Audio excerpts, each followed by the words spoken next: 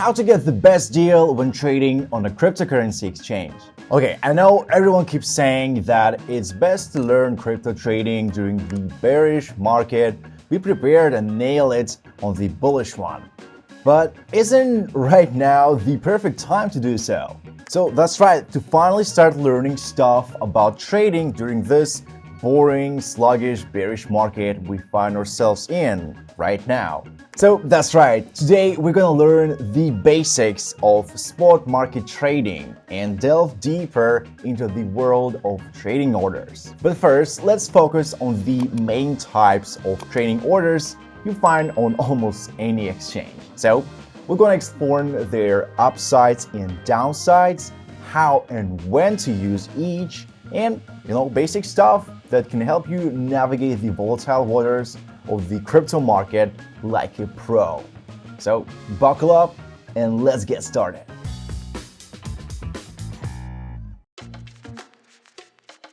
Okay, picture this. You've spotted a golden opportunity in the crypto market and you want in right away, fast and super quick. And that's when market orders come into play.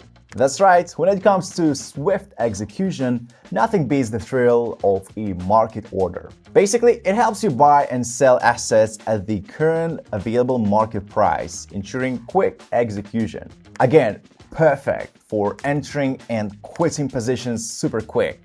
So it works like a crypto converter or swapper in a way. So what's up with the pros? First, guaranteed execution. So imagine this.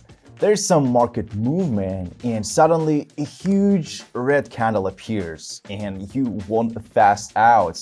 And yeah, the market order is your friend here.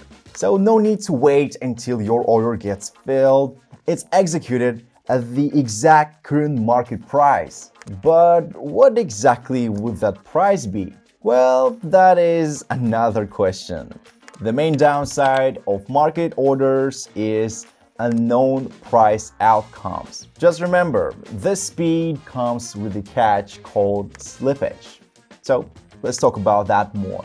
So slippage, the double-edged sword of market orders. Yeah, sometimes the price you expect gets different from the one you finally get. And yeah, that's basically what slippage is all about. Now, that can be good news or bad news.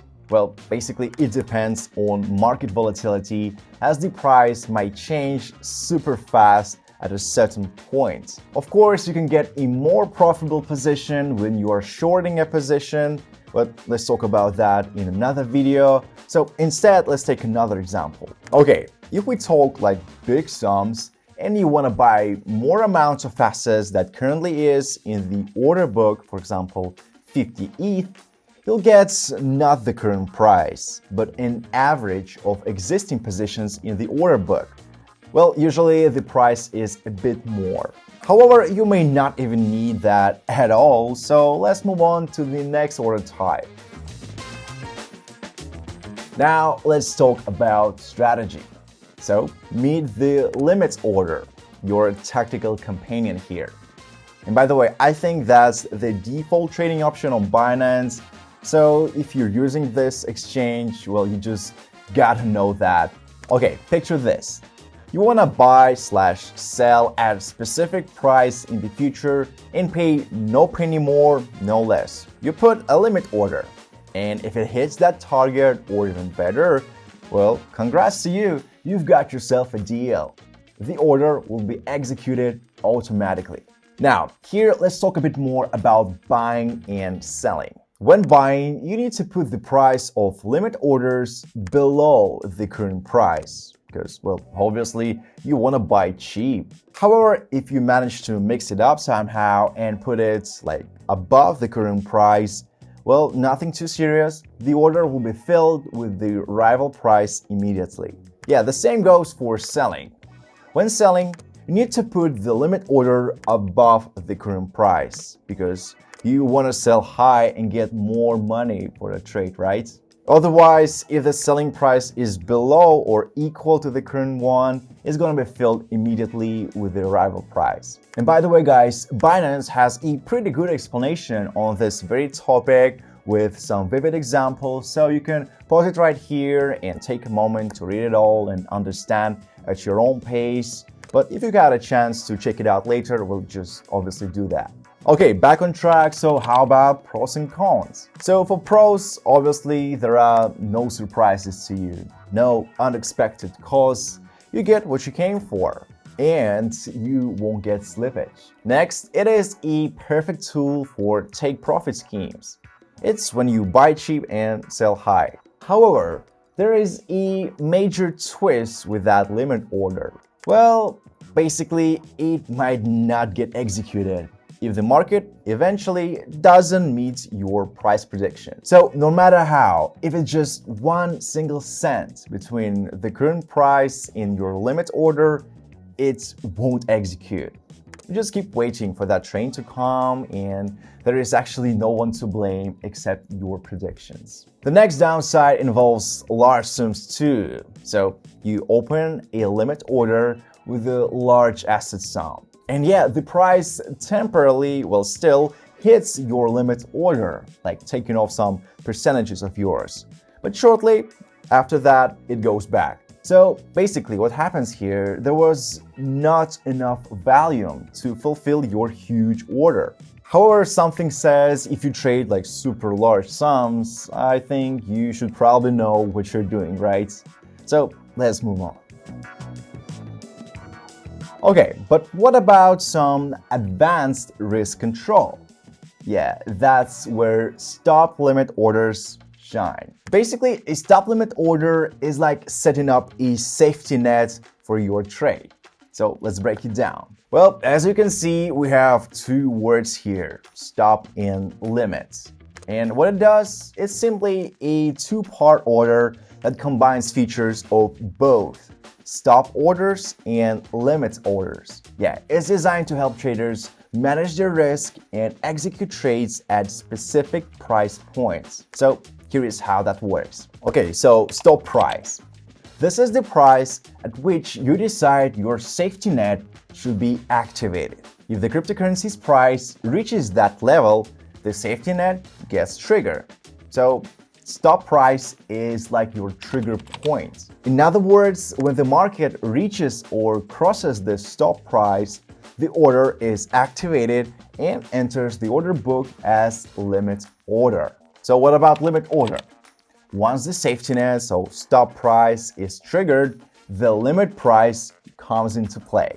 This is the price at which you want your trade to be executed after the stop price is reached. So it's like saying, if the price drops to a certain point, like stop price, I want to buy or sell, but not for more than this price, limit price. So in a nutshell, a stop limit order is like a two-step instruction.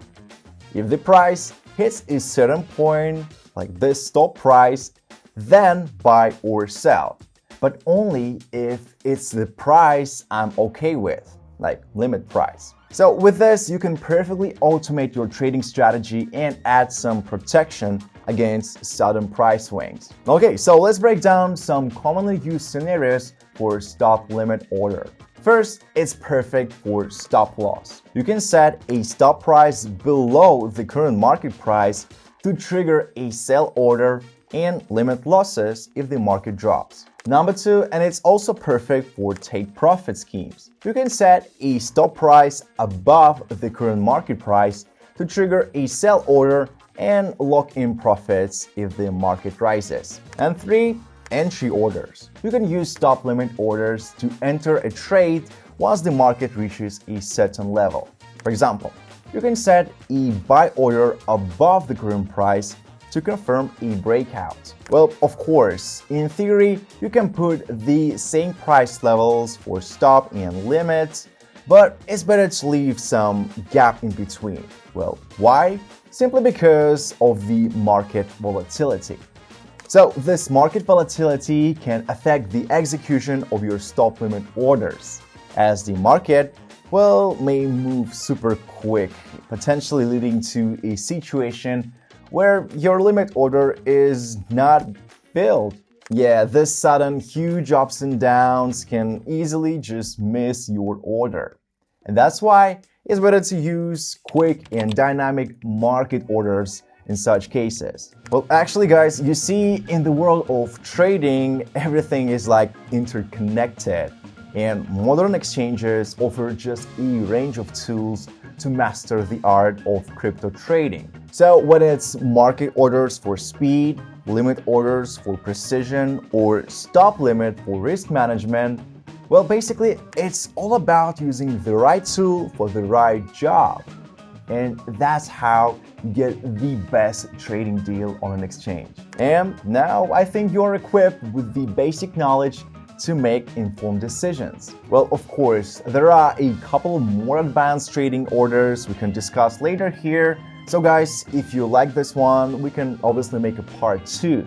So put your thumbs up and comments below. And well, wait, before you go, I want to say something first. So you see, it is one thing reading texts and watching videos about trading orders and like trading in general, but it's another thing to practice it in your real life, because that's how you really learn. And actually, it's not that hard. Well, I still do that, and you can obviously too. You can always use small amounts, say $10, and see how each method actually works and under what conditions and when, to understand them better. Well, I say that's a little price for the priceless knowledge you get out of that. So guys, remember to stay curious, stay informed, and we are going to help you with that. So until next time, and happy trading.